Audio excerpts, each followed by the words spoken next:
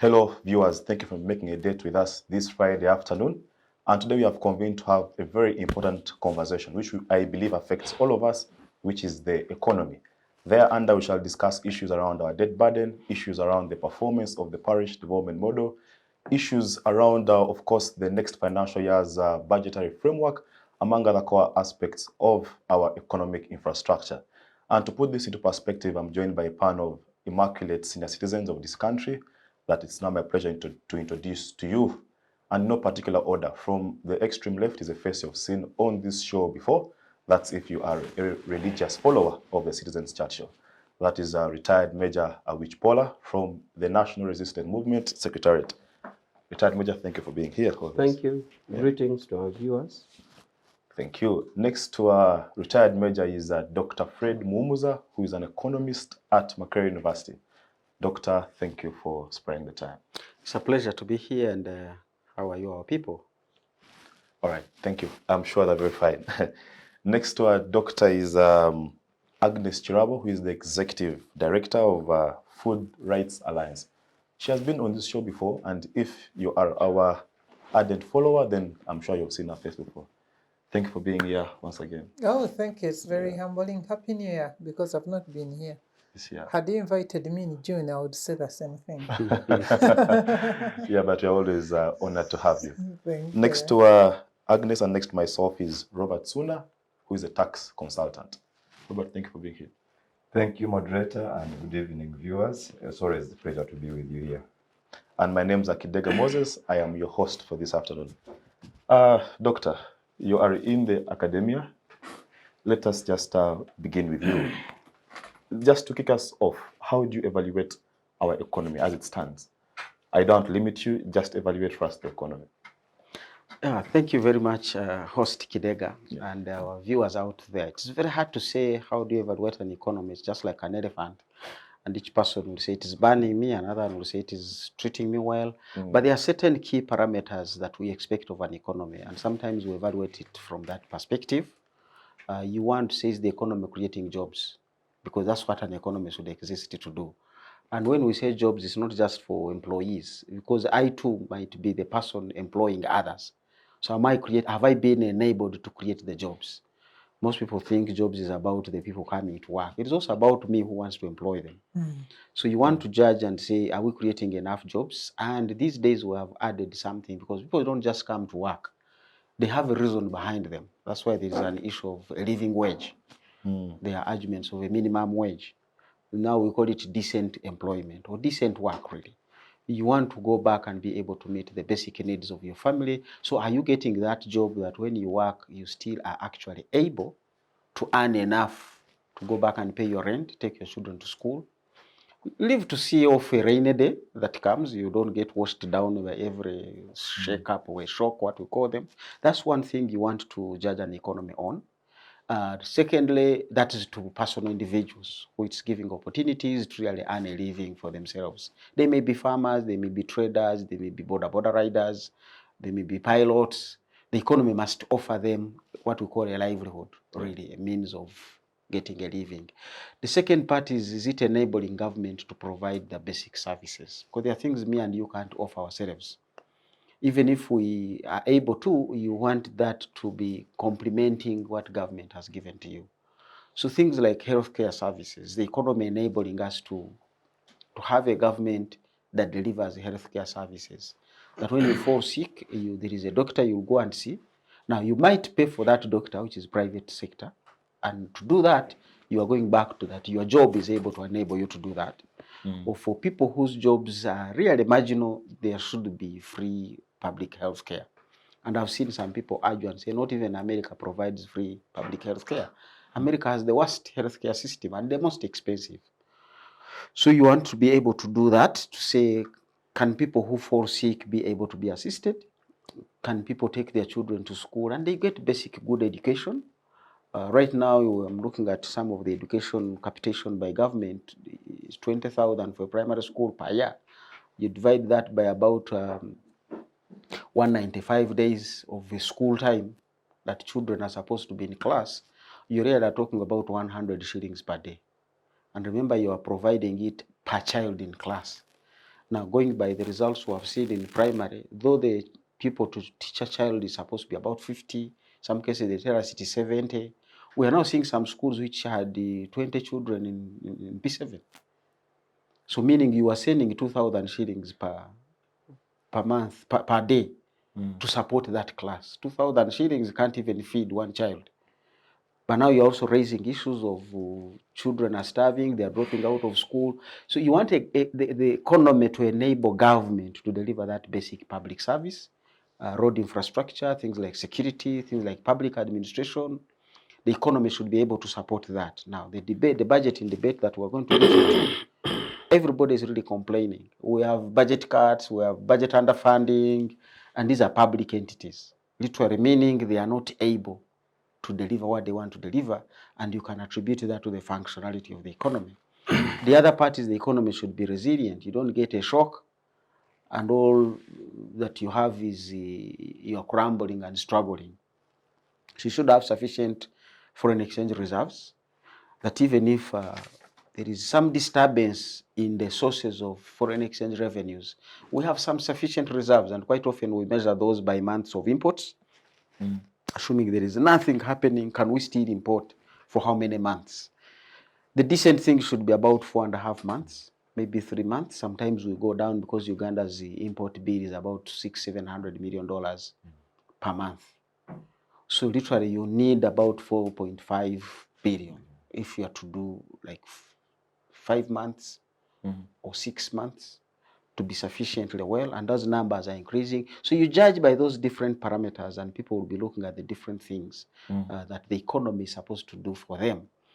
Are you meeting your obligations? As a person, you know, people will get into insolvency, or companies, if they can't meet their obligations.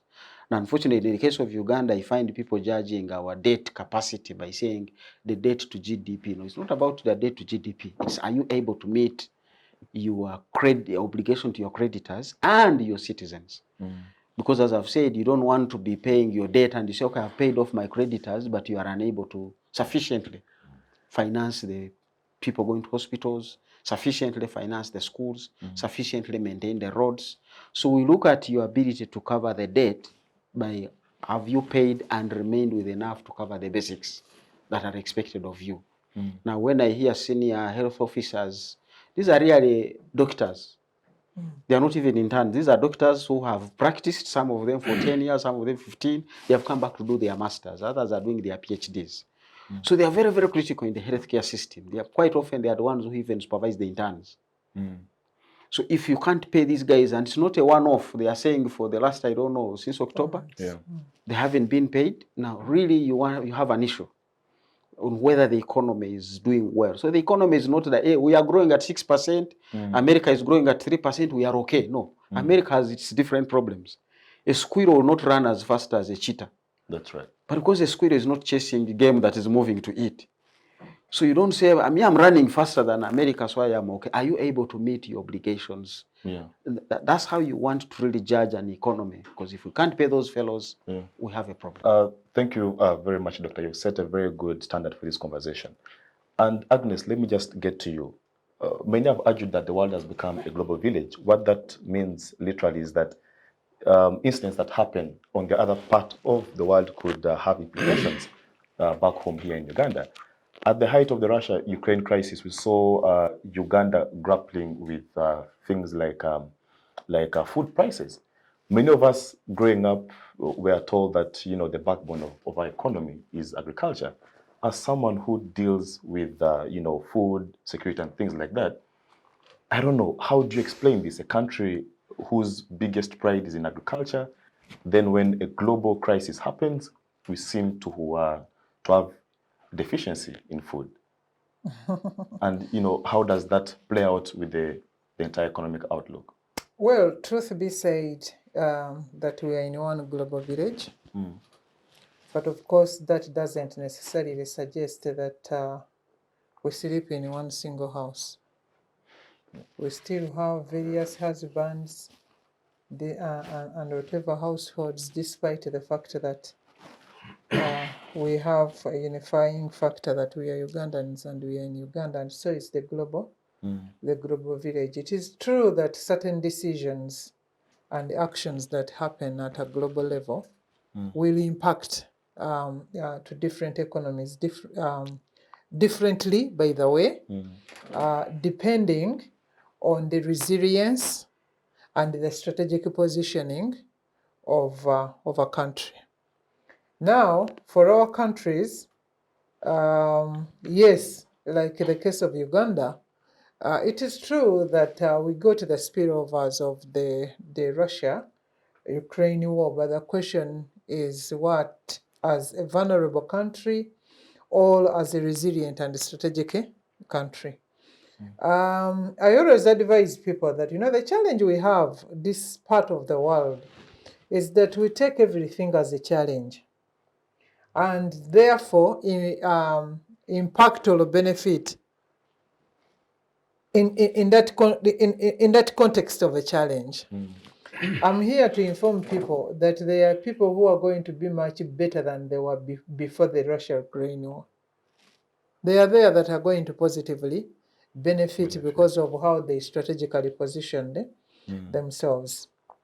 Now, coming back home, number one, I don't agree with anyone.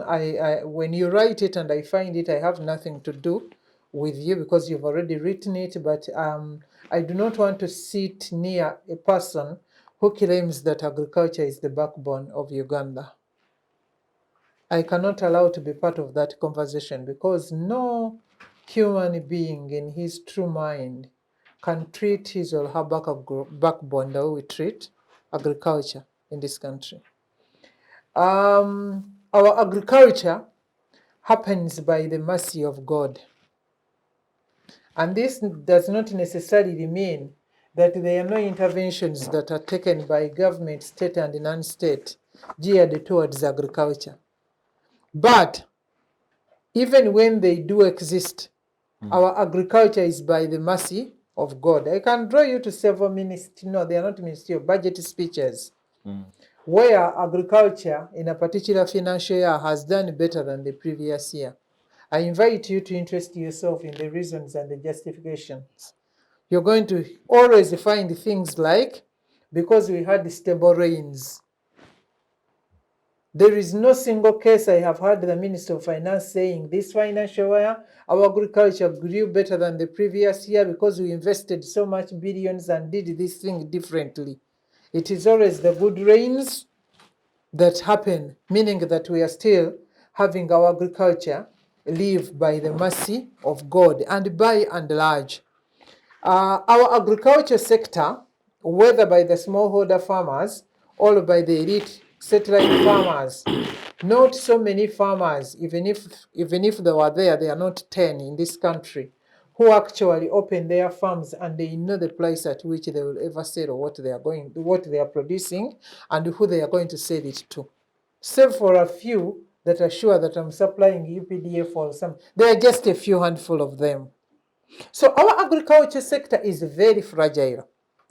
So the Ukraine war found us very fragile. Even when it had happened or it had not happened, we would have gotten trapped into that food crisis. Because it is typical here.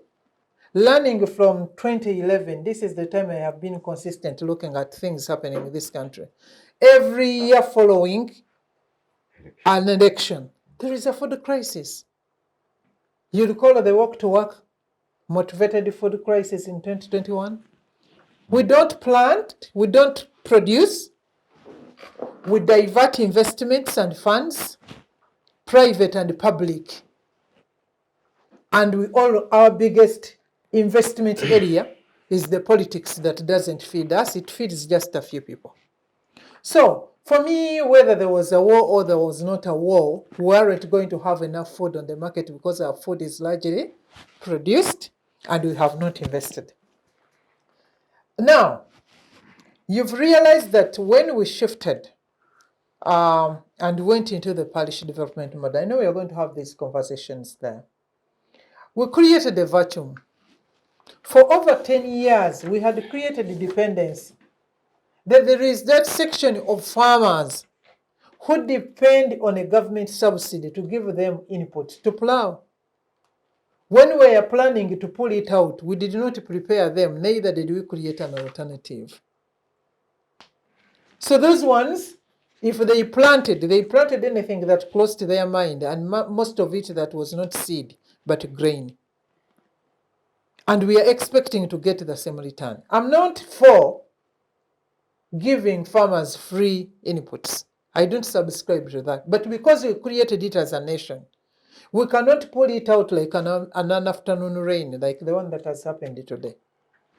We have to have a system, you understand? As we pull, we create an alternative and then build resilience, and the production system continues.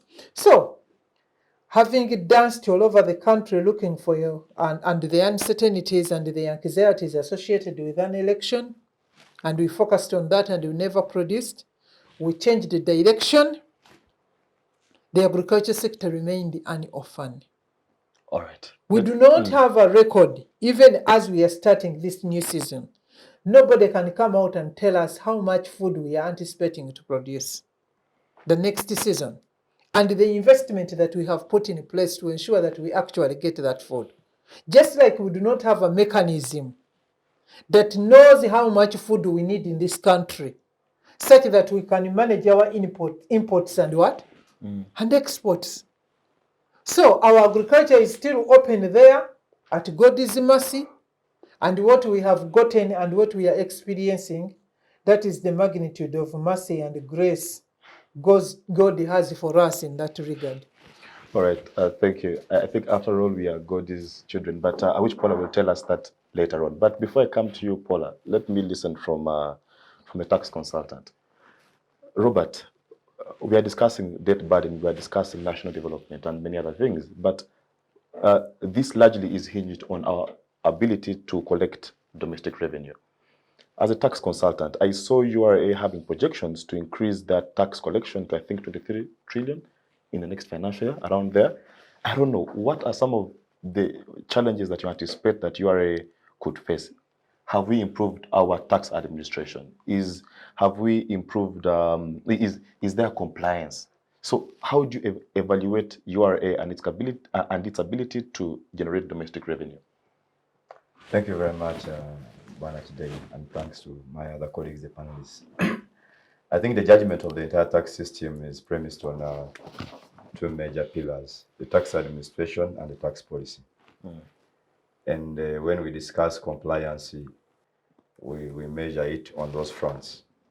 The policy gap vis-a-vis the compliance gap. Policy gap to the extent that we make changes within the tax laws to introduce either new taxes or even lower them, increase the rates or reduce them. Compliance gap to the extent that we make it easy for everyone to be able to pay their fair share of the tax, either through systems or through enforcement. Now, you and I agree that for the past 1 year, and even this financial year and the coming financial year, the Ministry of Finance has taken a stand not to tamper with the tax policy, with the rates. What does that mean? It implies that now the burden is on tax administration, which is now addressing the compliance issue. Their belief is, as long as everyone who is supposed to pay actually pays their fair share, then Uganda will be able to collect the money that it deserves to collect. But how do you achieve full compliance? We are based on a traditional tax system where we promote what we call voluntary compliance. Yeah. It is up to what I declare that I should pay. The extent to which that is correct or the correct amount that's supposed to be paid is up to you, the government, to prove. Now, we have had some cases globally which are good practices in South Africa, Australia, Singapore, where, for instance, for income tax, self-declaration is very easy because they send you income tax return automated, and they say, Mr. SSuuna, you owe government this amount. If you want to prove that that's not the right amount, then you should go into audit. So for them, it's the other way around, but we are not yet there. Yeah. I applaud URA has invested a lot in automation of systems, improving the VAT regime, the customs clearance processes and the rest, but we're not yet up to that angle. Now it means we shall need some bit of a stick beyond the carrot. So we expect beyond the voluntary compliance to have some bit of enforcement measures to be able to realize that amount. Because remember, the rates are remaining the same. Now you need to collect by making sure what you intend to collect is actually the amount you're doing what? You collect. So I see a lot of pressure that is going to come to the tax administration to the extent that that pressure will be translated to the taxpayer. Definitely. Okay, the rates may remain the same, but I see the taxpayer in Uganda, you're going to be hunted to be able to pay that amount because we have no option. We need the what? We need the money. But that is in fact an obligation of a citizen. Exactly, Yeah. and in the ideal world, that's the way it's supposed to be. Like I've told you, in some systems, it's very difficult for you to dodge a tax. But we still have a system wherein even the collectors themselves, so to say, the tax officers are aware that some so-called big fish are not paying their fair share. Okay, they are not compliant themselves. We are aware of cases where the tax administrators are giving evidence that they have been told don't collect from that person. If you still have such a system, it demeans or diminishes the tax morale amongst the taxpayers. You find like if you hear such compliance issues, someone is saying, why am I paying tax? Another component that will diminish the tax morale is again to do with issues of corruption and the scandals we are seeing. I mean, whenever those come through, it is very difficult for you to continue preaching compliance. You will end up preaching compliance and make sure that you end up investing a lot in enforcement than voluntary compliance. Another idea is the unending need for tax awareness and education. That one can never stop. If you introduce a new system, people need to learn it before they learn how to beat it, because the experts always who are good at investing in beating the system. But how easy are the systems to make people pay without? Like recently, I saw people can obtain the tax identification number online instantly, which was rare those days. People would take hard copy papers printed to the offices of And justify that and you justify really that need you one. need one. You know, it was crazy. So when we see such improvements, we have some hope that administration will be easy. But the pressure is going to be enormous given the current challenges. You don't have changes in policy, but you're still hiking the target for the taxpayer. And that one also trickles down to the tax collector. I won't be surprised if you see some cases of high blood pressure amongst the collectors. I've been there, I know it. You have very high targets, high performance indicators. What you do, you go to work when your head is and your blood pressure is high. How has the government facilitated that function? The cost of tax collection, how is it managing it?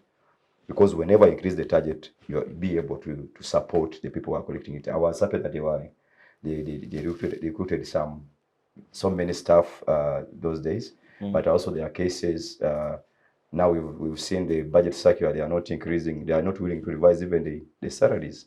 So when you give me so much pressure, what I do, I may be forced to connive with the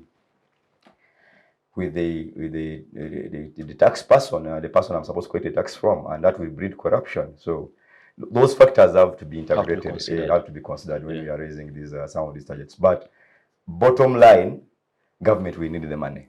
And it's an obligation. It's our obligation to pay to pay the taxes. But that takes me back to what Dr. Muhumuza said in his introductory remarks regarding the issue of service delivery. I mean, it's part of the tax morale is boosted by seeing service, quality service. The little that I pay, is it being able to?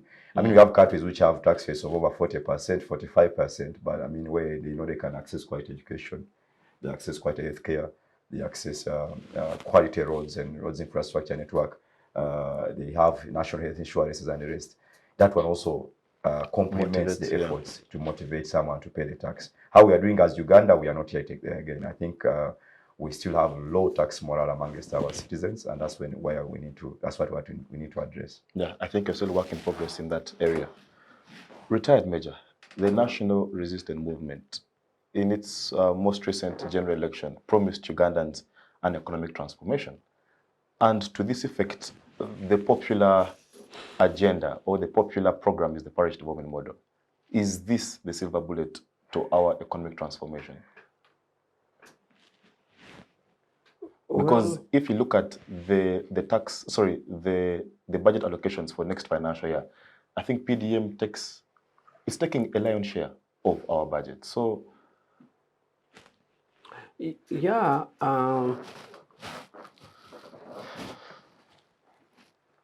it's presumably an idea well thought of or well thought about before its insertion in the manifesto. We do believe that the experts therein did their best. But of course, like any other situation, even in legislation, you can go through a legislative process and you think you have made maybe watertight or airtight legislation. But once you subject it to practice, you start seeing cracks. And that is when you come into amendment provisions. So, likewise, our experts did due diligence, and we thought that if properly administered or followed, we could see a change. And of course, as I said, like you well think it out, but you put it into practice, you get challenges. Part of the challenges is the discipline of the cadres handling. Either the discipline in terms of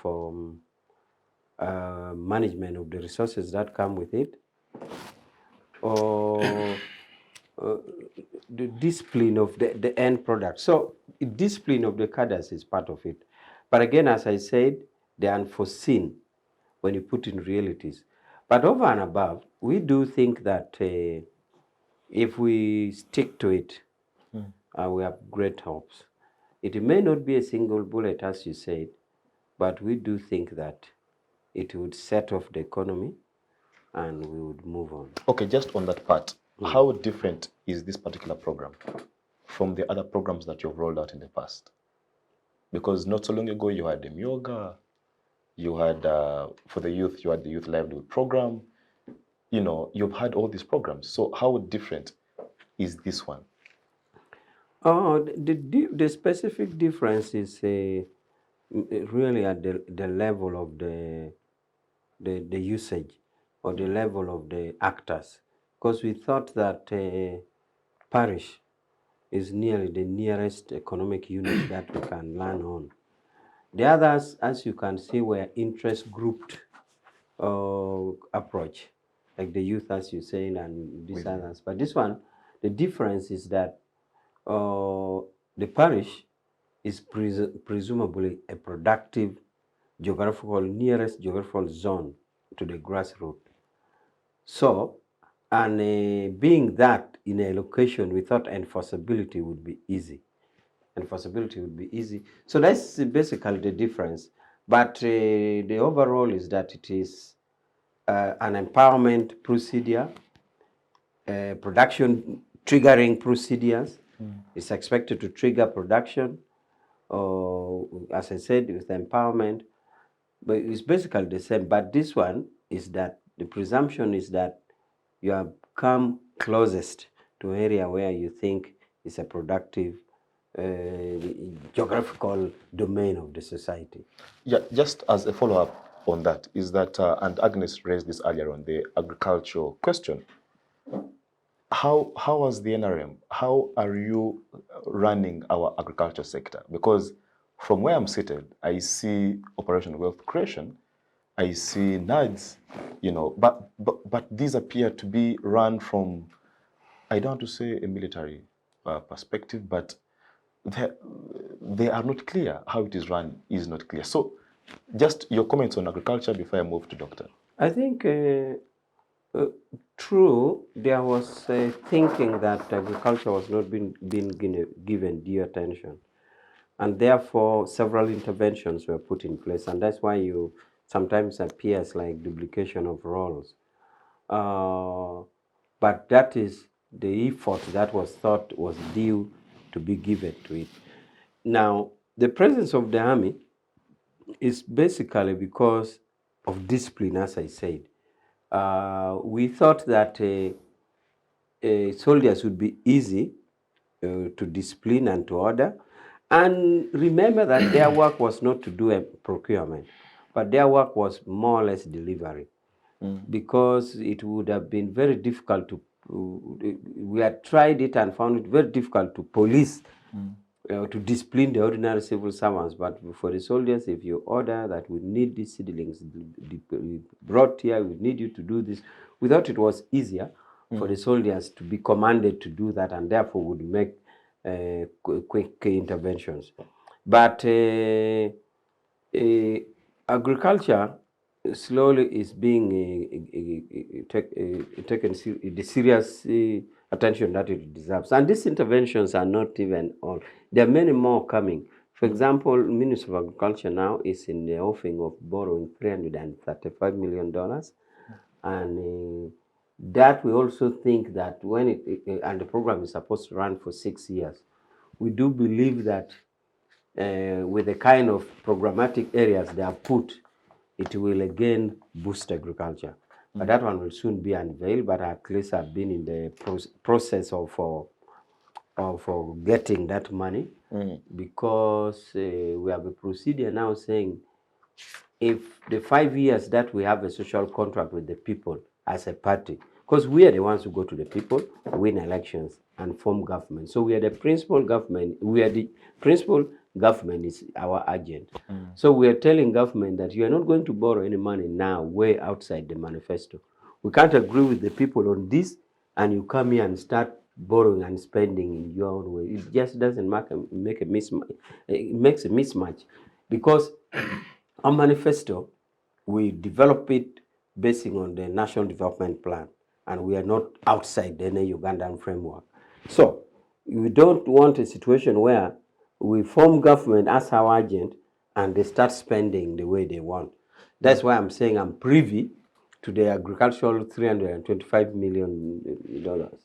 The other day we had a meeting in the Prime Minister's office, and actually the Prime Minister asked me, the last person said, Secretariat, what are you saying? Do we borrow? Do we not?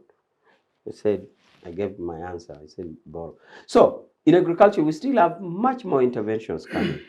But I think the historical context that we have, that we learned of how Uganda was performing in the past, we either because of interruptions in security interventions, and that can be proved by the cumulative or the successive budget appropriation to security areas, it kind of made us say, like she was saying, really, do we still say that is a backbone? Do you treat your backbone like this? But at the earlier stages, as you can see from budget tracking that you could see, security tended to have taken. But over time now, we are coming back to such provisions. And that's why there are so many interventions. And therefore, that also ties with your answer whether the PDM is a single bullet. It may not be a single bullet for the economy, but several interventions are going to be put.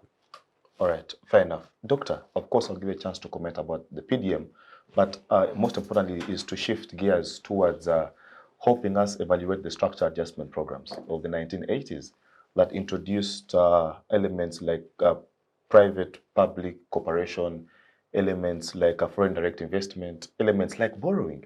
So is our economy facing the repercussions of some of our political decisions like the structure adjustment programs? What we see today, are the SAPs playing a role in where we see our debt burden, where we see so many of these things playing out?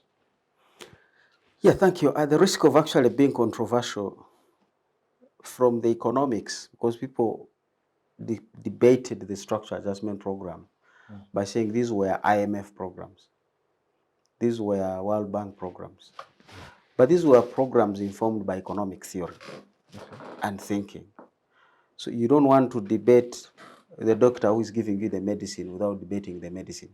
Is it the right medicine? So people missed that conversation. Some of the problems we are facing is actually because we deviated from the recommendations of the structure adjustment program. So we might be suffering today because of that deviation, because we abandoned the real medicine once we felt we had gotten okay. Every time I hear somebody saying the government is too large, you are really speaking to what exactly the structural adjustment program recommended. Scale down government. The borrowing is too much. You are speaking to what exactly the structural adjustment program recommended. Reduce your borrowing.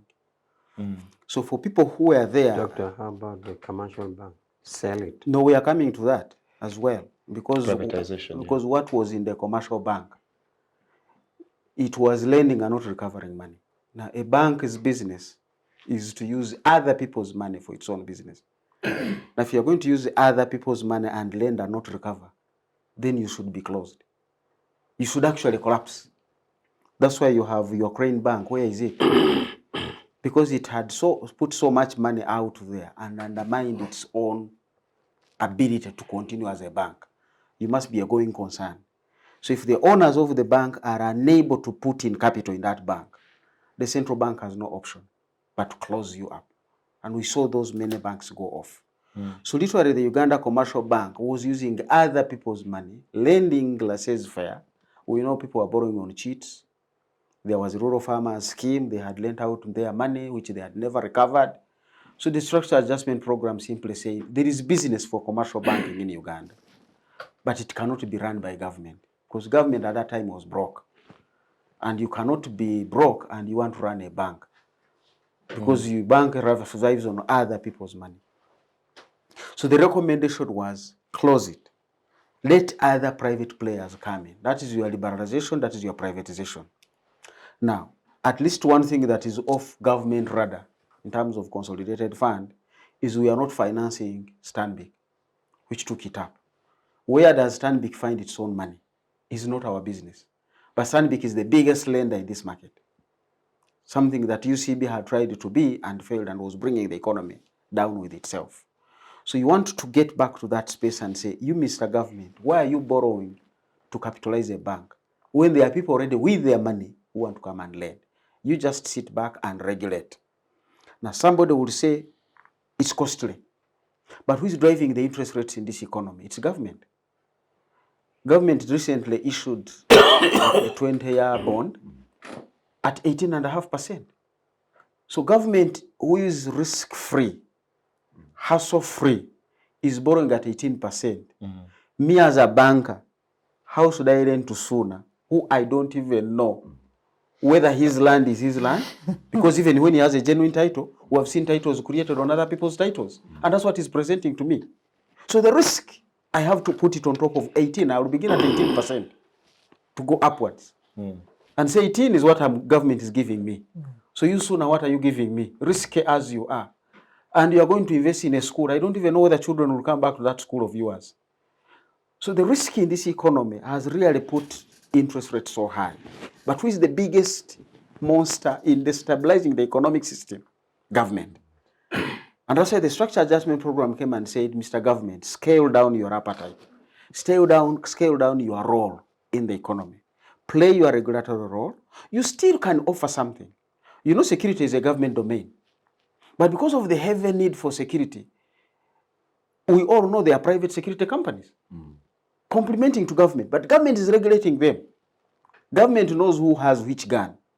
Government knows which security company is licensed to do what.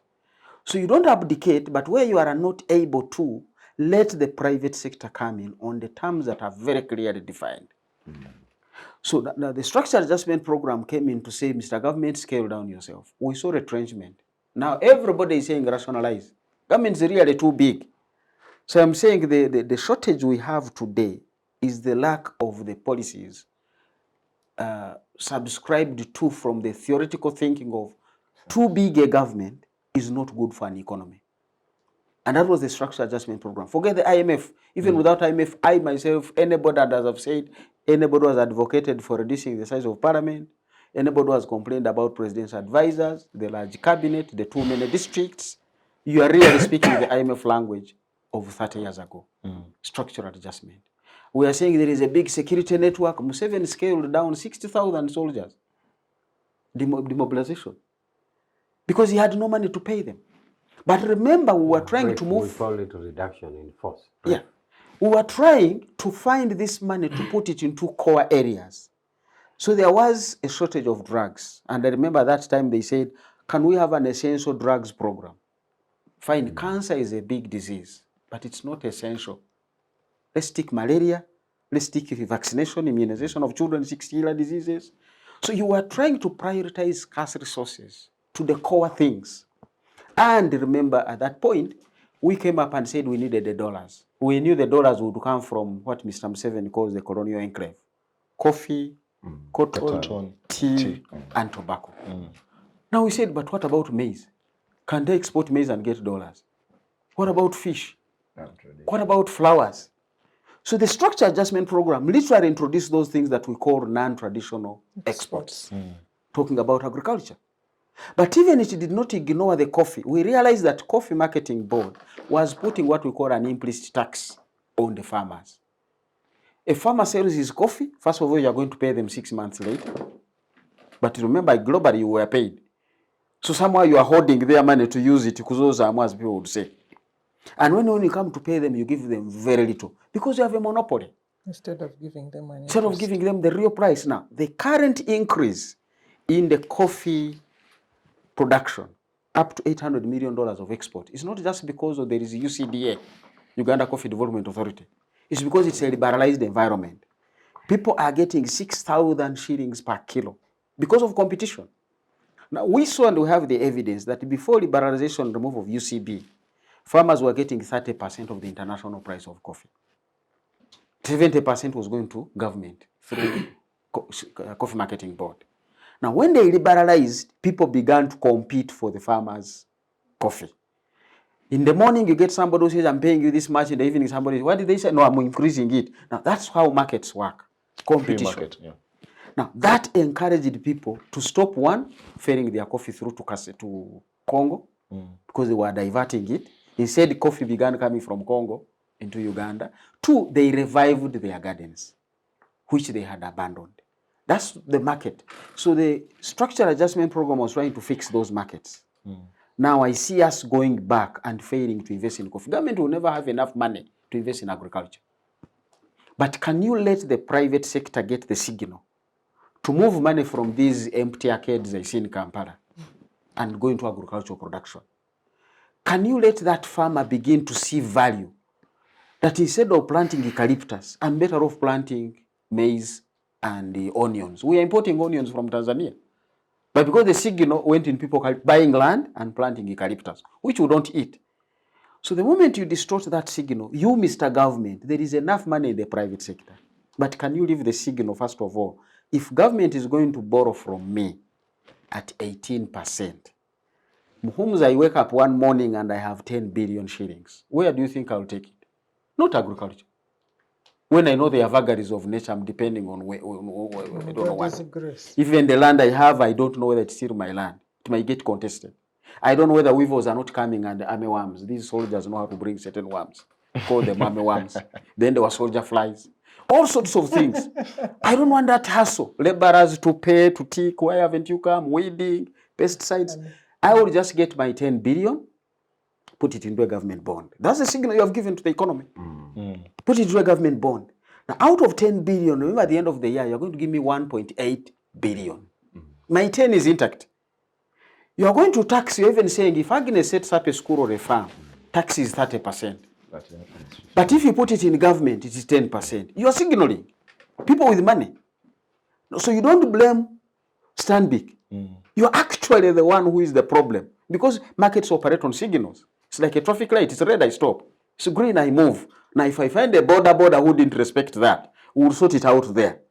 Thank God sometimes we know them and so we factor them in. So if you gave me 1.8 billion and you're promising to do that for 20 years and you're taxing me 10%, so you're going to take away 180 million from my 1.8 billion. Do you know how much I'm left with? 1.6 minimum billion. Divide that by 12 months. I want to get my monthly pay from this investment where I'm playing golf, I'm watching TV, I have no employees. No risk. And remember, pay as you earn has disappeared because I have no employees. But I am earning. So I'm literally going to be getting 140 million shillings a month by sitting down in my home, courtesy of a decision of government. Now, structural adjustment program came and said, Mr. Government, let's first remove the need for this borrowing in the first place. Scale down your appetite for money. Do only the basics. And that is how economies literally fail. Economy is about policy, is about strategy, is Regulation. about institutions. Yeah. Institutions regulate, policy is what are you pursuing? Well, I feel like I'm in a class of economics already. But Agnes, still on the issue of borrowing, I have read from some scholars who have said that Uganda has for so long borrowed against its oil. This is oil that, according to the government officials, is yet to come out. Do you think that this oil, should it eventually come out, the many barrels that we shall drill from Bunyoro, do you think it offers a solution to our debt burden? You see, our problem is structure. And it is becoming a tradition. Even if you had asked me the same question about PDM, I would give you this response. That we have a structure which is becoming a traditional, habitual problem. And the moment, and the more we continue smooching and skirting around our problem, nothing, however meticulous, immaculate, or whatever, designed or thought through, is going to sort us out. We need, as a country, to reflect and identify when did the rain, when and where did it start raining on us. I'm telling you. And what type of rain? And where It's a storm. this money. You are- This is our structural problem. Invention. That even well thought through things, even elementary things that you could wonder, how could we do this? We are doing it. And the wananchi, I'm not an economist, I'm not an oil expert, I'm just a lay Ugandan who has expectations of an environment I want to work in, live in, and also make a contribution. Because regardless of the barrel of oil you have, when we are still growing the cost of governing this country, it is going to go through those cracks. I'm telling you, we are creating new institutions, we are creating new, what are they called? Constituencies. You know, no matter how big or small the area is, it has another DC and a deputy DC, and it has a DISO, and it has a GISO, and it has a PISO. I don't know if there is a VISO, you know? Can you look at that? It has a woman member of parliament, it has a male, is it a male? It has a member of parliament, there is north, there is south, there is east, there is central. You know, the cost of governing this country. When politics and government leadership became the main economic activity that everybody wants to invest in, don't ask me, even if the whole country becomes an oil well, the returns from that oil are going to go through those cracks. The uncertainty within the character and behavior of the people of Uganda. The rich are more insecure about tomorrow than the poor. And that is why they want to grab anything their eyes sets on. Because of that sense of uncertainty. So the systems, if the systems cannot work, everybody is insecure about tomorrow and stealing from everything. That is why before even we started our PDM, some people had already created and registered circles and even got the money and disappeared. So for me, unless we get this plague it has gotten to a level of a plague that is not allowing anything to happen in this country. We are not going to move anywhere. I'm very sad when Major was saying we are building 320, 35. 330, 35. And I'm like, ha. Another route for some individuals is on the way. We are all reading these stories. They come and disappear. And then the borrowed money does not turn out to be productive. Because for me, I don't have a problem with borrowing. Major, what is our return that we have set in targets? That, if we borrow 325 now, okay, in such and such a time, this is how we are going to double our production of this, add value to this level, sell it to X, we are negotiating it for a market at Y, so we can comfortably borrow. Everybody knows, yes, we need to borrow for agriculture. But why should we borrow when our agriculture still remains everything? I was very excited, just like any other person, people who thought about the parish development model. This thinking is next to the plan for modernization of agriculture. That top-notch thinking. But now the moment we allow the people to form circles and decide on what they want to produce, that is where we got it wrong. We cannot manage like that. On borrowed money, on public money, these ones are great in, on onions, the other ones are in pumpkins. These ones in white ants and the other ones in whatever. And yet we are expecting that money to make returns. That's why I'm telling you we have a structural problem. We have a structural problem. And I'm happy that Major is here and sits where he may never get an opportunity to sit. We should ask ourselves, we are borrowing this money to produce what? And where are we going to produce it? We have a very good country that I had people promoting coffee in Karamoja. We are very courageous. We have taken coffee in Acholi, meaning that in this country you can produce anything, anywhere. Why are we investing in 1,000,001 enterprises? Where do we get the capacity?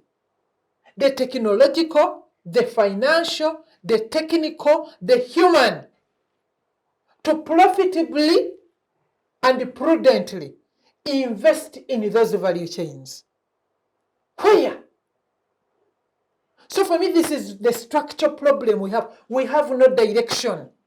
Somebody comes with a new enterprise, it is included on the priority list. Then another one, and then another one, and then another one, and then another one. I pity people who have invested in hers.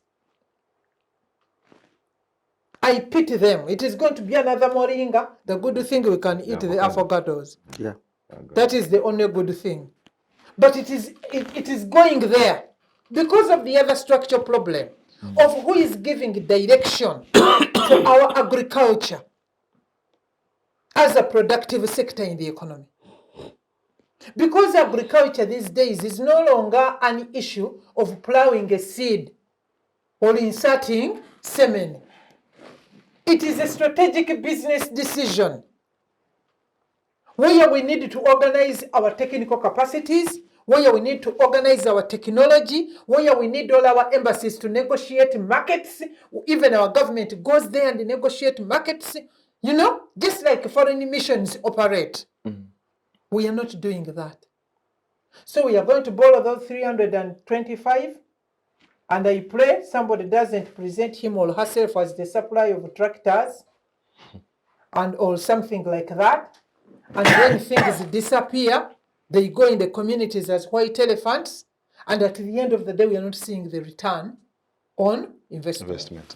My response, I told you, that unless we sit down as a country and make a very painful measure, we need a very painful decision.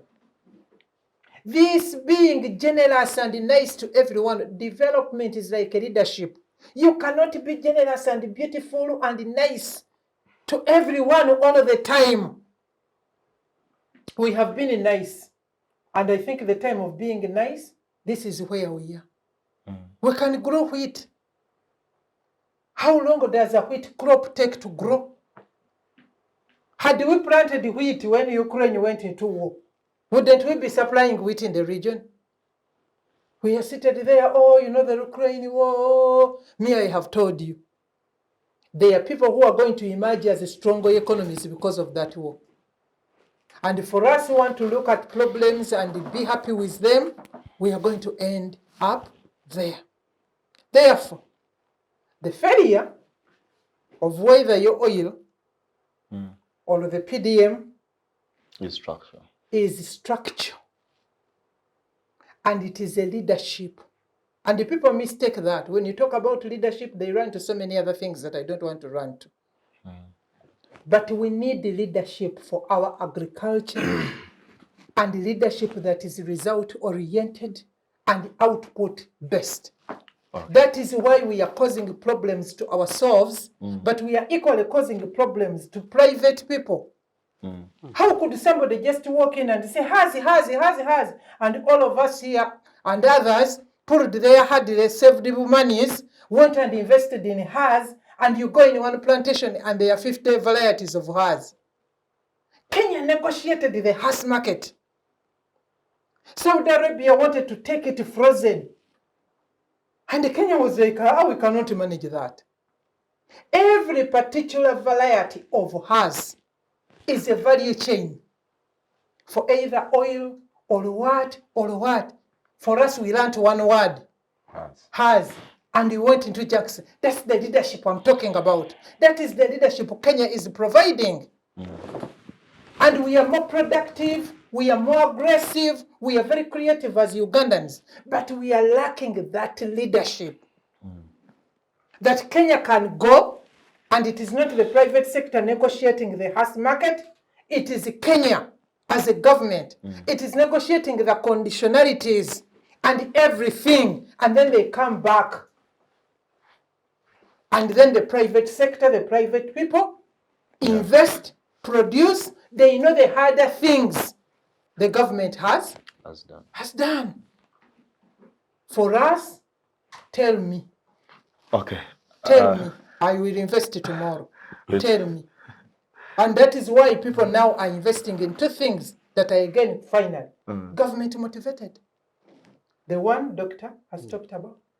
So now if you do not want to invest in the bonds, you bury the money in the land. And in those structures, if we had a clear system and leadership, the people who are investing in the empty malls would be investing in silos, adding value. But even if it was you, I doubt if you could. Thank you. Retired Major, I'm sure there's so many concerns coming towards you. No, I just asked him to go and he doesn't need to come. I have asked him to where he reaches that I don't reach. Yeah, I'll give him a chance. I'll give him a chance much more later on, but let me bring in Robert. Robert, many people have said that the late Mutevile professor, him and his group wrote the blueprint for this country's economy. And perhaps maybe because of the monetary and fiscal policies that they took up at the time. Now, as we are dealing with inflation as a country, we have seen the central bank coming out to say that that commercial banks should not lend at 9%. Is that the figure? I am not so sure, but somewhere around that. So, how do you think the central bank, its monetary and fiscal policies, are one that can deal with the inflation that we are going through as a country, but also address the vast economic issue generally? Thank you very much. I think before you even think about the interventions by the central bank and the other actors, like you said, we should be mindful of what is leading our inflationary pressures. And I think from the past 18 months, it's been these multiple crises, including the post-COVID-19 recovery, the Ukrainian war, we are much dealing with imported inflation. Previously, we saw inflation as a result of increase in money supply after the election cycles, like my sister has alluded to. When the result of money being supplied, there are likely inflationary pressures. Around 2011, we saw those ones come through. But for Uganda's case in particular, I think much of our inflation is largely food-driven. Whenever we are doing very well with food, it's just like that we shall feel the impact of inflation, because we are largely an agricultural economy and our weather has been a little bit generous, to use our words. So that has kept our inflationary pressures rather very, very, very low, even without the interventions by the central bank. But I want to applaud the central bank. It has really done very well in trying to contain the inflationary pressures, regardless of wherever they are coming from. Interventions, including regulating the central bank rate.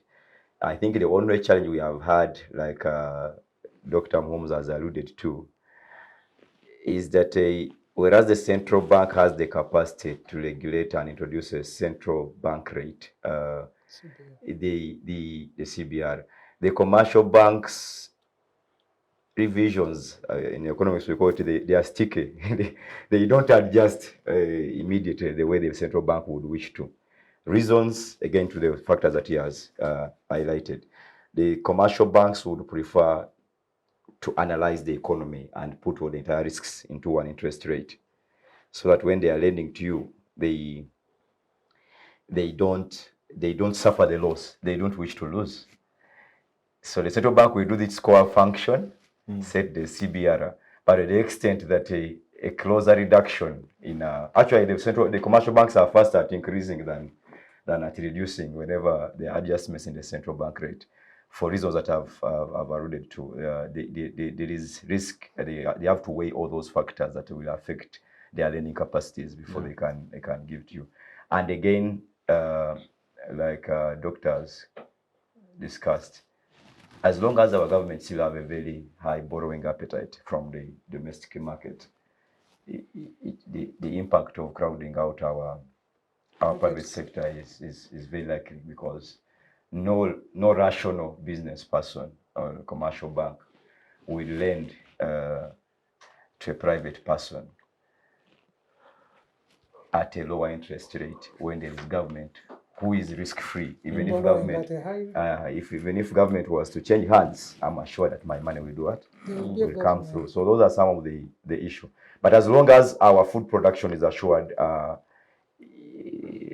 the imported inflation, electioneering-driven inflation can be somehow contained. I think our target is always to maintain it at a single-digit level, so that we don't go beyond 10, like 9 below, and 5 to say the least. So I think that's the blessing we still have, God-given, if we are able to produce food, and our food-driven inflation remains at a lower rate, then the overall inflationary tendencies will be curtailed. The central bank effort notwithstanding. Yeah. Okay, we are due for a short commercial break, but to the viewers who have made a date with us this afternoon, let's keep it on this show and take you shortly after this commercial break. Bye-bye. Digital rights are those human rights and legal rights that allow individuals to access, use, create and publish digital media, or to access and use computers, other electronic devices and telecommunication networks.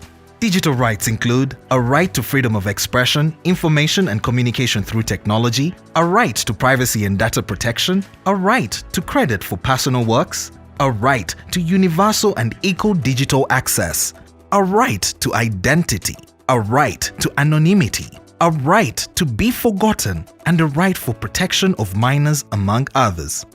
The state's digital rights are frequently violated through various unfair actions, for example, blockage of websites and social networks, theft of credentials, unauthorized use of people's data for personal gain, privacy intrusion, online censorship, arrests and intimidation of online users, internet blockages, and the proliferation of laws and regulations that undermine the potential of technology to drive social, economic, and political development worldwide. It is hence every citizen's responsibility to respect rights of other digital users and to speak out or report to the responsible parties when one's rights are violated. We'll be back from that short commercial break. Thank you for keeping it intact with us. Retired Major, so many concerns have been put across. The issue of our cost of administration. Is it possible for us to have a lean government? I just saw not so long ago the president appointed, I think, more presidential advisors. You look at the redundancy in terms of these sectors, these MDAs. You have NADS, then you have operational wealth creation doing more or less the same thing, you know. So I don't know, how are we going to maneuver through such an economic crisis if we cannot regulate our cost of administration? Well, I think the size of governance or the size of administration, or call it the size of management, it's big. And that's why I share even the concerns that Tafire raised about the size of parliament itself. Although some people took it personal. But I think that all of us are concerned about the size. Now, it may take government a while to tackle it. For example, you are aware that there was already a process to merge the government agencies. Rationalize. And that is one step in the right direction. So if we do that, I think already the experts already computed what we saved from it, or the cost that would save us. So that is already in itself an admission that the cost of governance is high. I think we may not need to go to the causes, but the uniqueness of the country at one point warranted it, like in terms of politics. If you don't do regional balance in the cabinet making of this, and then some countries, some part of the country will cry, we are out. So for the sake of cohesion and continuity and peace, it was done. But I think maybe we are past that level. So the merging of the government agencies are already in place. And then that will now come to the appointments. I think those are soft targets, in my opinion, because it is discretional. And even if the president doesn't appoint, nobody will sue him for that. And the presidential advisors and all this. So it is noted, it is a concern. But I want to also address the issue of, Madam says, me who reach there should do that. Definitely, your concerns will be carried forward. They will make it reach there. But the only thing I wanted to get it clear is she insists on leadership gap. Yeah. I don't know whether it is at a ministerial level or what. She didn't say it. But I want to say that if it is at the national level, we are still safe. We're still safe at the national level because since we got this mandate in 2021 to 2025, in the person of Museveni, we are very safe with the leadership.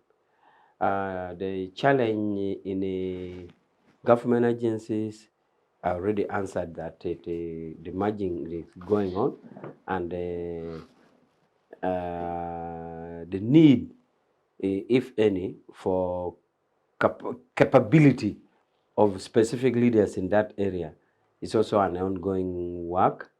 We had presumably thought that systems are in place and regulations are in place to panel beat and shape them. But if realities is proving that there are challenges in that area, then it will be. But I think the basic thing here is the size of governance, size of administration, which is accepted, and we share the concerns, and even in the party we keep saying it. And I think it is somewhere in our manifesto that we had envisaged that the cost of administration would be reduced. But we do it amidst the challenges. Group of a small community will say we need an MP, and then eat rats. They'll eat rats like in Tororo. Incidentally, I met the rat eater himself, and I greeted him, and I looked at his psychology. He's now chairman LC3. Had you taken a rat for him? No.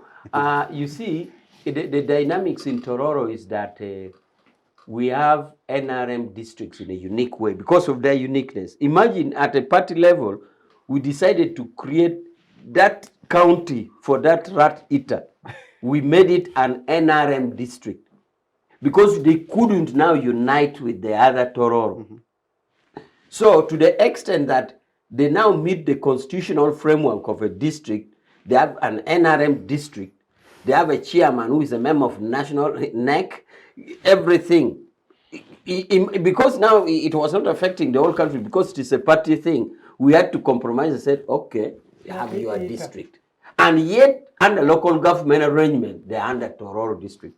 But under party arrangement, you can see now the compromise that you have to make. But maybe it will go back to your proposition that you are not going to be nice to everybody all the time. Yeah. But sometimes you need to take a firm stand. But if you fear that a firm stand will cause a break, then you may withdraw from a farm stand and say, okay, let's be flexible and let it go.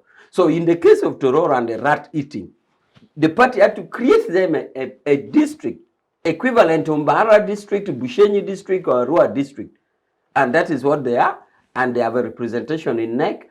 And that is it. So in this party district, which is not a local government district, he is the chairman LC3 under local government. And yet his chairman LC3, the sub-county, is under the local government of Tororo district. But because we wanted to reduce conflicts for us, the party, we created them, their party. Did they stop eating rats?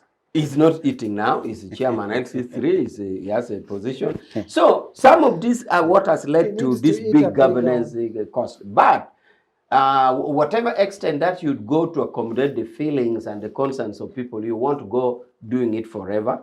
And that is why now the first step is taken in the right direction and others will follow. Okay, fair enough. Dr. Fred Muhumuza, when you look at the rise of the BRICS, that is Brazil, Russia, India, China, and South Africa, I have read somewhere that the rise of the BRICS has altered the financial global market, in that there is now more foreign direct investment coming into Africa. And Uganda, happens to be one of those countries. And of late, we have seen all these international conferences, America, African Leaders Conference, then I think there was. So it looks like the global powers are, focusing on Africa. So the question there is that as a country, do we have the proper infrastructure to, for example, regulate this investment as it comes, so that it comes and really part of it remains within the country? So do we have the institutional and the regulatory frameworks to ensure that there is not so much exploitation? Because what I know is that some have argued that our economy is outward looking. We encourage foreign direct investment at the expense of the domestic players. So I don't know. Help us evaluate foreign direct investment and its implication on our economy. Of course, doing this in correlation with the Ministry of Finance report on the poverty levels of this country. So I don't know, FDI vis-a-vis poverty and the economy at large. Yeah, an interesting conversation, really. Again, moving on from some of these terminologies, they made sense in the 70s, in the 80s. Right now, as you've said, we're a global village. So some of the biggest investors in this economy are not even here. Uber, Google, the investors here, they are making money. You can't even see them. Emirates, is it a local investor? But it's making money out of Ugandans. So the dynamics have changed over the years, that the FDI you want to be watching is no longer the old days of British American tobacco comes and sits there. Butter will come and put a factory there. Things have changed. That now even the people you have who are allegedly active in the Ugandan market are not producing from the Ugandan market. Where every time I go downtown, I find these plastic Nigina shoes. Where is the factory? Now that's the FDI of today. He's investing in trade. Now, we are not speaking in our terminology. We still want to set up 25 industrial parks. Gone are the days when industries used to come and sit that this is now Ginger, the industrial hub, the spinning mill covering a space of 1 square mile. Those days are gone. So now you've got to understand the global village we are in differently. and say, what should I be doing? Now, the banks we are talking about here have invested and they are lending. In Kenya, I think the last I read, there were about 500 apps where you could borrow money. They are not regulated by the Kenya Central Bank. They are not known. Online, yeah. I don't even have to know where I've just picked money from. But there is an app, you approach it, you borrow money, it comes, it knows how to pay back itself.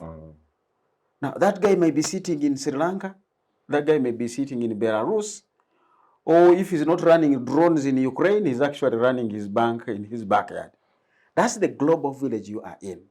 Now, we need to understand those dynamics. To get back to his conversation, how do you tax such an economy? Yeah. I have people I have met who have set up factories in Kenya because they are looking at the broader East African market. We are a very poor economy. And I always argue Uganda cannot industrialize when your households are poor. Remember, an industry produces how many pens per minute? Now, ask a Ugandan, when did you last buy a pen? So why should I set up myself here to begin producing 50,000 pens per day? For who? I have to go back and say, oh no, let me look at the entire East African market. So where should I locate the factory? Quite often Kenya is taking an advantage for many reasons. Sometimes political stability and predictability, sometimes the business case. It's very many reasons, sometimes because they are nearer to the sea. So you have more investors that have come into Uganda who are literally traders, assembly. Others are distribution networks. You don't call that, they are foreign direct investors. But because you haven't given them the incentive, and Uganda still believes if I can produce electricity, these guys will come here. Forget it. I have evidence. We went and said, fine, these guys are saying electricity is expensive. Government agencies piloted 2 sites, I don't want to mention them here, and said, fine, we are giving you 5 cents per unit as per your request. You have promised us that when we do this, you'll increase your sales, production and sales, and employ more people. Here is 5 cents for a year. These guys never made any more progress. They used the 5 cents. They could not produce because factories don't produce because there is cheap electricity. As I've said, who is my off-taker? And if the off-taker are still the poverty increasing numbers, we just got the poverty status report come out the other day. Poverty rates, the numbers, the rate might have come down. But the absolute number jumped from 8.1 million to 8.3 million. You still have another 13 or 12 who are the one they call poor but non-secure. No, they are insecure, they are not poor but insecure. The ones insecure poor. Exactly. That was the term. The ones between the $1 and $2. Anytime they can afford. These are fellows who are earning 7,000 shillings a day. Now, there are those they are calling middle class. Uganda is a very crazy country. Anybody above $2 is middle class. We are middle class now. So somebody earning 7,500 shillings is middle class. Remember, border ride is 3,000. Airtime, minimum you're going to get is 1,000. A meal is 3,000. Now you're calling that guy who only affords one border ride, 1 meal a day, airtime of 1,000, middle class? Give me a break. Now you can fool yourself. The investor from abroad, the FDI, is going to come and assess that market. When did Major last buy a liter of milk? How much is a liter of milk for Ugandan? Majority of Ugandans can't even afford that milk. We don't invest. You can't afford meat. Meat is 15,000.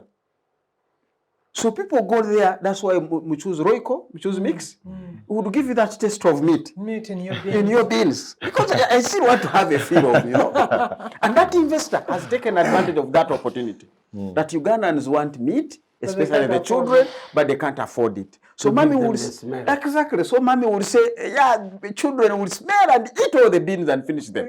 But even the beans are not affordable. But Dr. Muhumuza, people downtown where you said, who eat money from those food from those informal places, they say, mpaka togonjireko supu wonyama. Exactly. Yeah. So 1 kilo of meat. It's not only children. Now you're looking at this 1 kilo of meat is going to actually serve 30 people because they are just taking the soup. So the meat is there to generate as a food vendor. The soup. You cannot get into the space of the bricks. This morning I woke up and Brazil is a big supplier of beef to China. Yeah. They have banned the entire export of beef because there was one cow with mad cow disease. Or so they believe until the test happens. Now Uganda wants to come, and you want to come to Uganda to invest as a FDI in the cattle business to do an abattoir and process Ugandan beef for export and sell it to where? We have had cases of foot and mouth. They are now part of the fabric. Every time I hear there is quarantine, Yes, foot and mouth. quarantine. Now, with foot and mouth in your country, which investor is going to come from out there to come and process your beef for the export market? Those are the things we are saying you have liberalized, but you have not put quarantine systems in place. We are giving money to agriculture to do what? To do what?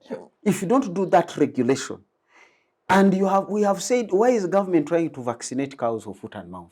These guys have 5,000 heads of cattle. They can afford to sell 10 and vaccinate the remaining ones. But government has said, no, that will be my space. And you are unable to buy sufficient numbers of doses to invest in running down the foot and mouth. So you can't become the BRICS, because the BRICS have their own self-regulatory system. As I've said, when foot and mouth comes, Brazil cuts, because they don't want to lose that market until they get back. Now we want to sell things to Kenya, we don't even know what it is in it. I have a very funny Ugandan foreign. He's a foreign investor here. But really I call him Ugandan. The fellow has been here for 45, 47 years. But he said, I can't feed the Ugandan maize to my pigs. You notice that? The food me and you eat is not good enough for his pigs. Because he has to explain to the export market what did he feed, what we call the food to chain check. Before you bring your pork here, what did the pigs eat? What did the goats eat? What did the cows eat? Because those guys are mindful of their situation. Now you are here saying, oh, when we do a standard gauge rate, we will export. Export what? If you can't explain what the chicken I'm about to eat ate, you are out of my global value chain. And this is the point of hash avocado. What are you bringing? What did you spray on it? What other crops are neighboring in that space? So understanding the BRICS strategy. And of course you can't grow because of your domestic market. It's so constraining. China had 1.2 billion people, poor people. So China in the last 40 years has grown out of tapping European, American, and African markets now. Now they are in position to tap their local market and enhance it, but also still not losing out the foreign markets. So Uganda has got to look at those global markets, and the investors you need, because we don't have money here, ours is expensive, guys can come in with their money, are going to be saying, what is the regulatory framework in this country? Can I produce rabbits and take them to the Arabs and they will buy them? If you don't give that assurance, we have a problem. So for me, it's a question of self-inflicted pain on ourselves, doing more of politics and emotional talk, and these, what do we call them? They're basically populist policies. Buy tractors, irrigate. This country is water stressed already. Do you know that 80% of a maize, of a banana plant is water? So how much water will a banana plant need? How much water will a maize plant need? How much water must you put into gardens of beans? But I hear people must irrigate, a mini irrigation. You can irrigate an acre. How near is Major Awich's home to a permanent water source, which is going to demand 40,000 liters per day in a drought season? Why don't you use the science of drought tolerant, pest resistant, which Naro has done? Then you can advance into those other spaces. So I think our policies are wrong. Our strategies are not speaking to purpose. We just speak in abstracts. And thank God the rain will always come, we'll have something to eat. But really, as she said, we cannot say, oh, agriculture has grown because we sold these other coffee. Coffee sales were very good for the last 2 years. But because our main destination for coffee as we speak is Italy. Italy used to buy their coffee from India. But because of COVID, logistical costs increased so high that they had to find what is the nearest and cheapest source we can find coffee, Mombasa. Because to get to Mombasa and then continue to India was very expensive. Now, thank God our coffee can sell itself. They have liked it. But even after COVID, they have continued. Algeria is a big buyer of coffee. Egypt is a big buyer of coffee. So you want to leverage those bits of markets. But we are still surviving on people who do not know why am I doing this. Now we want to revive the rail line. I've asked them, where is it going and what is the logic? You don't have to revive the Kasese line. It was about copper. And it is not. Copper is no longer there. Can I now say what is happening in Soroti, what is happening in Lango? Remember, that line went there for cotton. It was a cotton belt all the way to Pakwach. Now you go for oil seeds. Now we should be rethinking and saying this rail line will only be viable if there is an activity. So what activity do I want to be doing in these areas where I intend to take the rail line? But we are here to revive the rail line. So for me, those kinds of abstract talk make borrowing a bad thing, because you are going to borrow and invest in non-productive assets. Dangerous. And then you have to borrow to pay back. That is dangerous for us. Wow, very amazing conversation. Agnes, Dambisa Moyo is a Zambian economist, and she wrote in her book Dead Aid, where she argued that, think about the aspect of donations and grants, that how many domestic entrepreneurs are put out of business. For example, those who manufacture mosquito nets are put out of business because Uganda wants to get mosquito nets freely from USAID. So the aspect of donation and grants and its implication on our economy. What do you say about that? The biggest Free things, that's getting free things. Yeah. The biggest benefit, if any, we have gotten from those grants and aid, I'm coming from NGO, the biggest benefit is salary. Salary is a form of employment, and then the government takes a share of its pay as you earn. You got me? I'm being honest. I'm from one NGO. My NGO survives on grants. Okay? I started my career in service delivery. I realized that I'm going to be part of the record of stunting this country.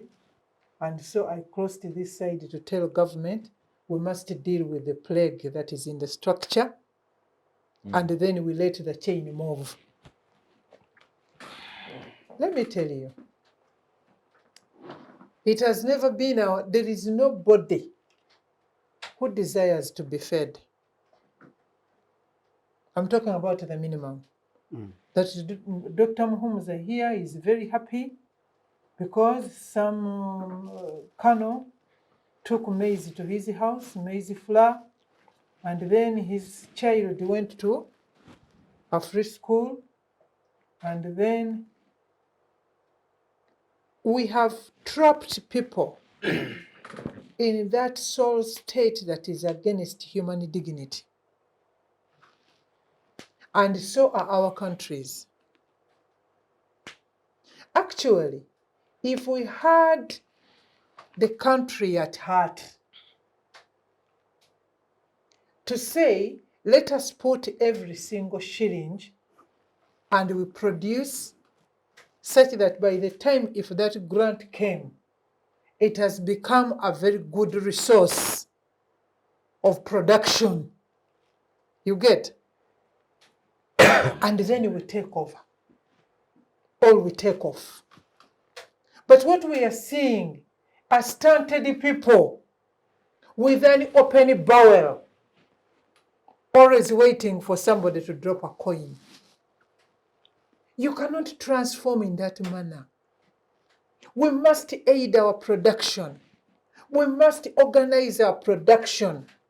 Let me tell you, we all know how many people have switched to invest in coffee. Even the poorest, even the hopeless ones, because they know the exit is very clear, things are moving. So if I was weak and my coffee garden was 1/4 acre, the returns are a good motivation. That next season you're going to see that I have enlarged my farm. Because we are not going to have an opportunity that all of us are going to start at the same scale. People need to be motivated by that leadership that I was talking about, Major. That is the leadership I was talking about. of knowing where are we going and that everybody can plug on that single spine within your own capacity. I have never been to Japan, but I have been told that not all spare parts that make up assemble a vehicle are made in Tokyo. Different parts of the country, they have concentrated on producing something. They come and plug on that, and they go back and live a life with dignity. But when we are still missing that form of leadership, Major, the leadership that is saying, for these 5 years, we must have produced so much, and this is the mechanism of how we are going to produce it, and this is how we are going to negotiate it this way. I'm looking forward to my head of state and government news telling me that he has been in China and he has negotiated this. And then we organize all our resources along that. We are having disorganized troops. And when I talk about that language, Major, you know it better. We are a disorganized battalion. And we are going to end up shooting at each other. And of course, the enemy making advantage of our territory. So my dear, with aid, for now, what we need is aid because we are hopeless. I'm telling you, I came across a report from the Office of the Prime Minister, and they did a stakeholder mapping for food and nutrition. And that report reveals that the densely populated region in this country with organizations and programs to end hunger and malnutrition is Karamoja and Acholi. He can tell you, what did the poverty status report reveal? Do we know how much money has been pumped in Karamoja, for instance, by state and non-state programs? And last year, we make global headlines of people dying of hunger in Karamoja, and nobody was put to jail. But now the iron sheets are telling us things that actually never get to Karamoja. And nobody, They go elsewhere. nobody was Because pushed they into are jail. painted. How about those which are not painted? Nobody was brought to account. That is the leadership Major I'm asking for. So if we are disorganized battalion, aid is the best option for us because anyway, it will not take us anywhere. But let me tell you, aid is not free, just as people think. That is not free money. Comes with strings attached. Besides the strings, people know. Have you ever given groundnuts to a dove because you want to trap it? You didn't grow from a traditional society. You keep dropping groundnuts while you're entering into the house. You keep dropping. So the dove keeps coming until it gets into the trap. That is aid. Aid globally. People have to maintain their global status as those that are helping the poor. So they will always be those drops of groundnuts while they are taking a big route and a big space elsewhere. So the best thing is, can we get the real leadership that I'm talking about here, Major and colleagues, such that that small amount of money that comes, we direct it and we make a kilo out of it. Yeah. And then we change because no man, and I'm very strict, I'm talking, for us women, even me here, I love being given. It's okay, I feel good being a woman, maybe. But no man desires that some other man is taking responsibility of his household. That is what aid actually means to human dignity. Yeah, you need to think, you need to read between the lines to appreciate your statements. But I have to move to Robert. Robert, still on the issue of taxation, is that if we are to overcome the argument of debt rather, is that we must widen our tax base. So this means that we must get the informal sector formalized. They must register their businesses with URSB. But then the fear that I anticipate is that the aspect of double taxation. And this argument was made very well by Musalia Mudavadi in this campaign. He said that majority of businessmen are afraid to get formalized because they are afraid of double taxation. That they will tax your your seedlings that you've bought. They will tax the maize flour that you're going to produce. They will tax you at every single level. So how do we deal with the aspect of double taxation in the sense that we get businesses to formalize? When they're formalized, then we can widen the tax burden and URA can have something more in their basket. So double taxation, but also vis-a-vis the aspect of incentives. That whereas Doctor said that foreign direct investments are good, we have to attract them. And most times we have used incentives to attract these investments. But these incentives, I think I read a report that we lose around 7 trillion. 5 trillion, 5 reduced now to trillion. 1.3 by the Ministry of Finance. Yes, that we lose. To calm you down. That we lose each time we give all these incentives. So I don't know, incentives, taxation, and all that, formalization of business. Well, it's a mouthful of questions, but I'll try to answer it from whichever angle I start. So, first of all, you're discussing about formalization of businesses, but I want also to first define what we are calling a tax base.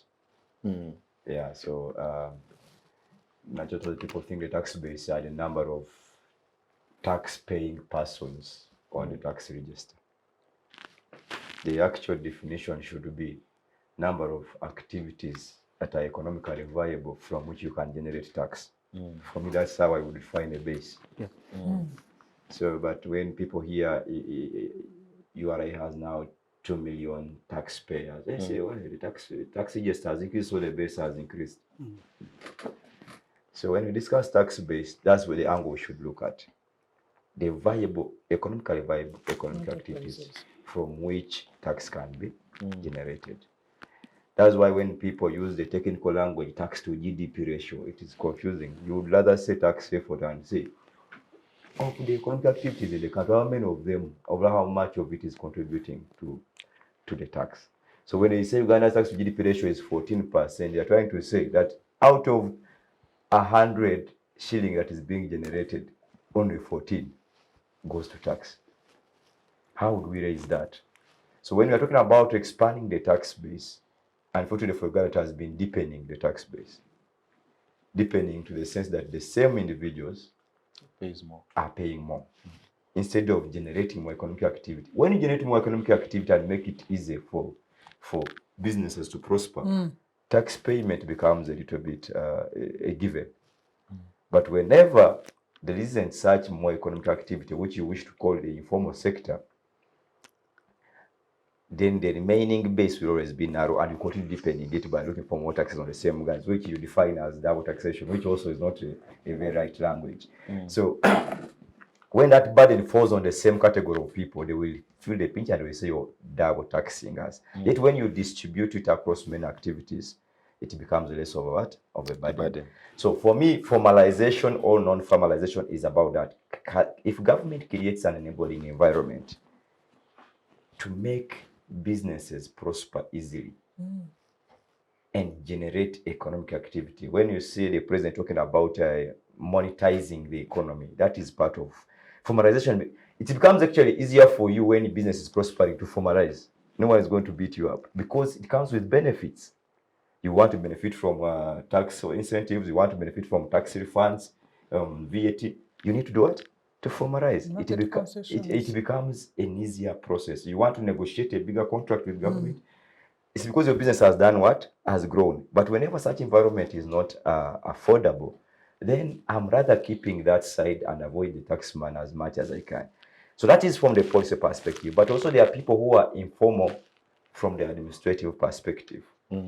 Informal to the sense that they are non-compliant. They are large taxpayers, but they're informal because of their non-compliance with their tax obligations. So for me, if you ask me from a tax administration view, and you ask me about formalization, I'll look at those two categories. I'll look at those who are non-formal because of the policy framework, but those also who are informal because of their non-compliance aspect. Okay? There is this economic thinking that the informal sector are small businesses who are dealing in things that are juakali. But that's our economy. But how do you make sure that systems are in place? They are easy for them to be able to access. Why should it be punitive it should be just an incentive for you to make sure that your business is doing what? Is running. I've seen so much, and I want to applaud you. I think I know people are not feeling well about it, but there is a lot of effort towards trying to encourage people to formalize. If, for instance, you require whatever business I'm dealing in to have a tax identification number, that's where to start. If you require it, wherever a guy need a national identification number for my things to be recognized, that's another way, because it becomes very difficult for me to hide when a taxman wants me. We know we are discussing issues of having a single identifier of a Ugandan citizen. And 10 years ago, we didn't have that. National IDs is a recent thing. So as a taxman, how do you find it to tax Robert SSuuna if you don't have a single identifier? Yeah. So the aggregation of systems to say we are mapping tax identification numbers, mobile money telephone registrations against the national identification numbers is a good way to start the system itself of identifying people.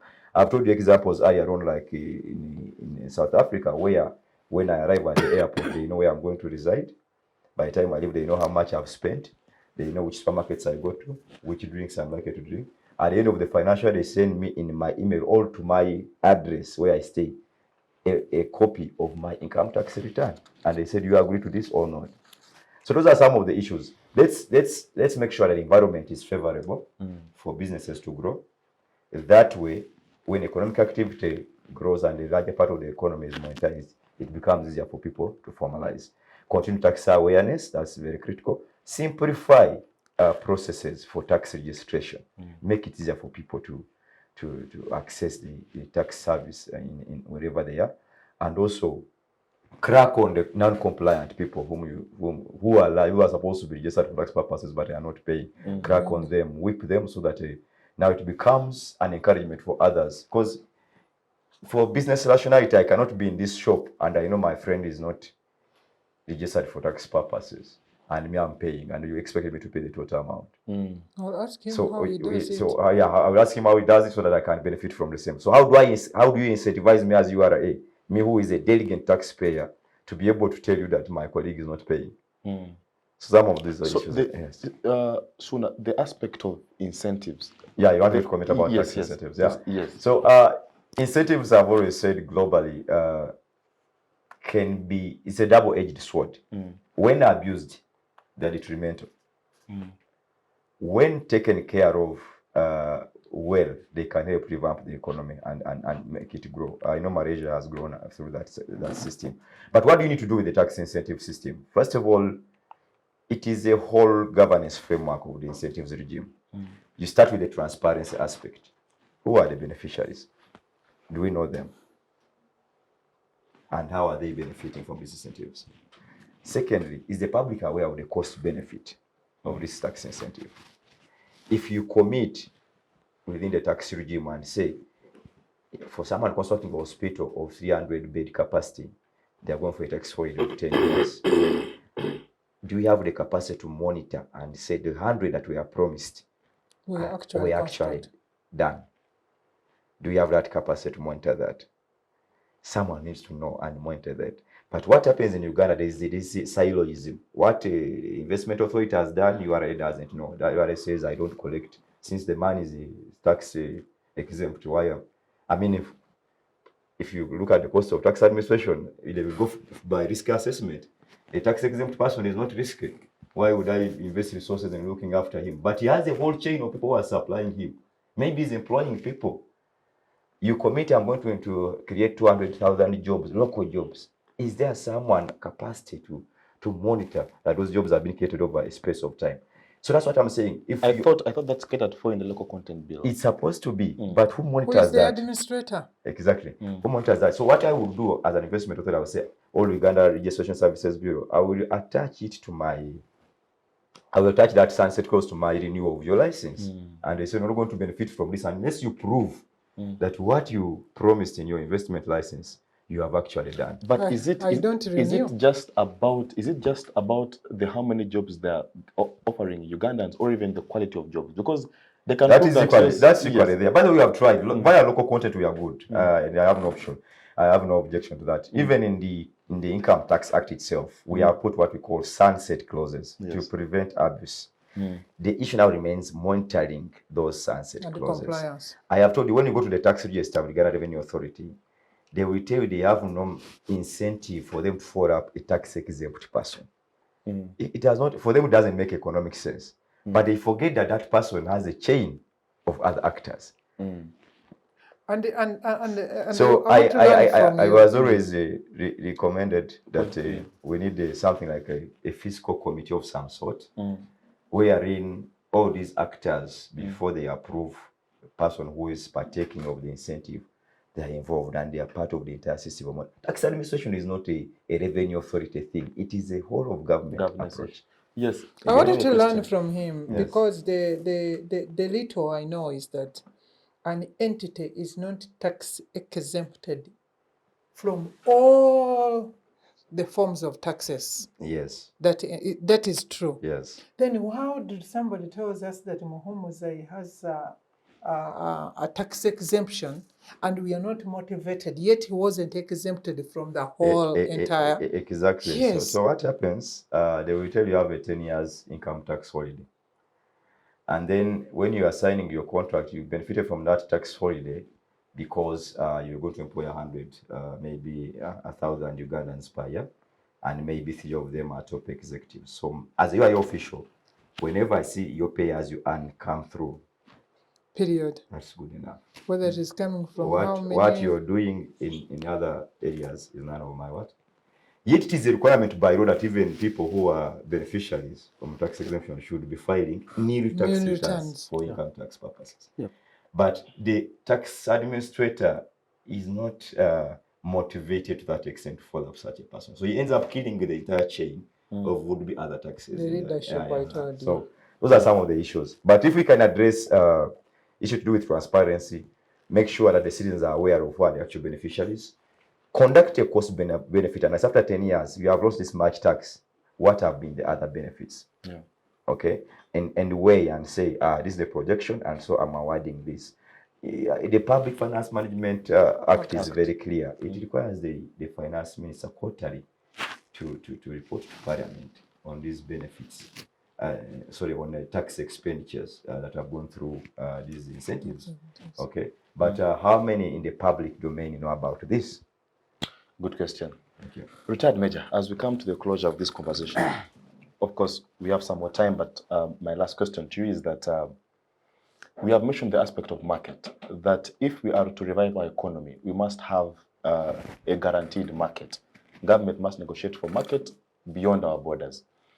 The East African community has been encouraged on the aspect of, it is going to provide us with market for our radio commodities. But this same community comes with so much conflict attached to it. We are now having Congo becoming, Congo is now the new kid on the block, but they come with an entire conflict in Goma. Of recent, we had South Sudan joining us. Somalia is coming. Darfur comes with so much conflict.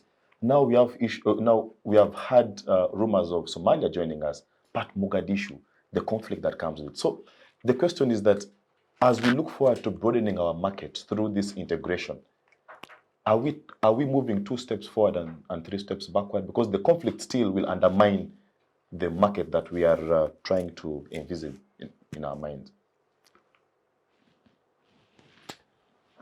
Well, that's why Uganda has invested a lot in the security of those areas. Because sometimes you'd think that we are wild liberators. What the hell do we have to say? We are pacifying Somalia or pacifying Congo. What is that money that you have to throw there?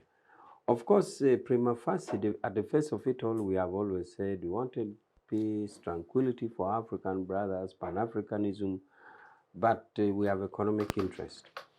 So the concerns for imported insecurity is a well-placed concern, but it will be addressed. Insecurity is not a permanent thing. And the fact that you have economic interest is even the more reason that you should put all concerted efforts, whether regional or bilateral, to make sure that those insecurities are wiped out, and therefore not only do we import insecurity, but we also have opportunities there. But of course, also when you talk of markets, I think there's even much more wider attempts than the region. At the continental level, there's much attempt to have as much market as possible. And we try to do it through many other interventions, as we have always said. For example, this year, I think Uganda is hosting 2 big conferences, non-aligned movement, which has, I think, 140 members.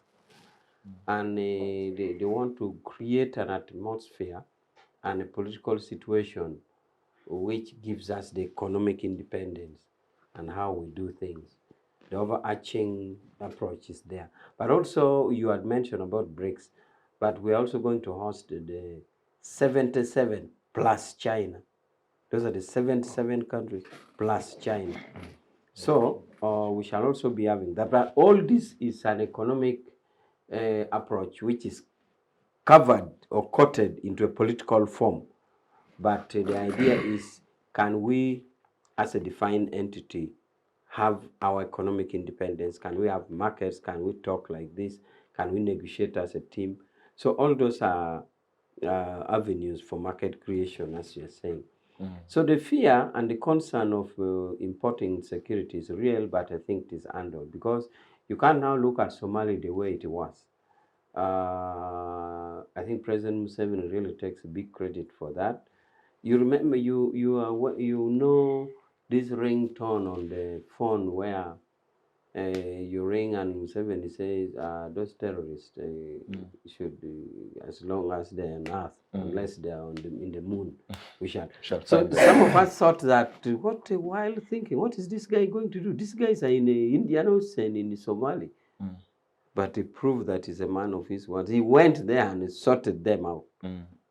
But by the time that ringtone came, everybody thought he's mad. What is he? Are these terrorists in Gulu, or are they in a Masaka, or are they in a Somaliland, in the Indian Ocean? But the rest is history. Sorted them out. So those insecurity matters can be sorted, and it wouldn't be such a big fear. But the whole thing is that why we invest is because we want the market. And as we agreed, like in the case of Congo, it's not a one-man show. I think the the vehicle being used there is the East African Community situation.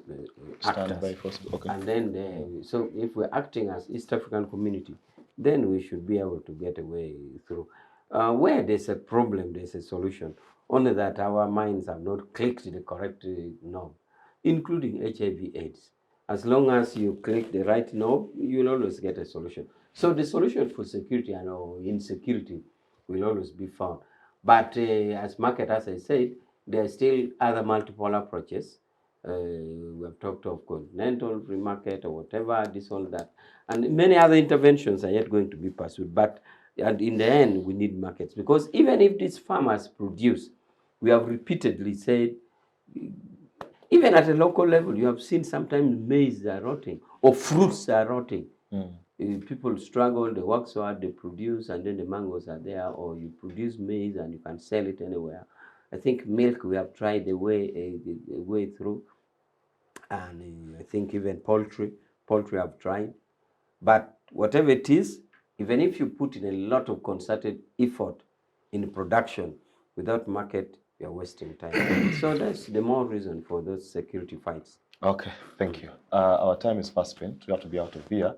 But I know that there are some concerns that we have not tackled.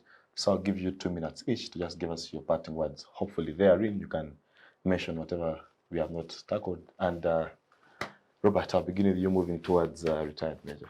In 2 minutes, your last word. Thank you very much, and thank you guys for this moment. My parting shots are one, on the issue of taxation. If we are to tax ourselves out of poverty, we should make sure that we create the enabling environment to generate as much economic activity as possible, from which we shall be able to obtain willing taxpayers to give us the funds to manage our economy and take us out of debt. Thank you. Okay, thank you. Yes, Agnes. Okay. You still had some extra minute. You. It's okay. No, I'll give it to okay. to Awich. The economy is about what you're buying from the economy and what you're selling. So, as we are all very concerned about the status of the economy, don't talk about the economy. Talk about what are you buying from the economy or what are you selling in that economy. That is the key question. And this is going to give you the reality of whether actually we are going forward or we are going backward. The markets are very important, and I know they are a very big incentive, but markets are negotiated. And the biggest negotiator and guarantor is our government, and therefore we shall rely on that government. So when Major talks about securing markets through securing security, we need to reflect and ask ourselves, when we secured Southern Sudan, if you compare our raw tomatoes plus the processed products between Kenya, who never fought, who actually benefited, then that one is going to give us leverage on how we have to organize ourselves as a country and provide, not to wait for the barrel of the gun to go silent and then say we are taking raw pineapples to Somalia because the barrel of the gun has been sorted out. Yes, Doctor. Yeah, I think an economy is a holistic thing, and that's why the conversation on the Paris Development Model should not be only a comparison with the MIOGA or Youth Livelihood Fund.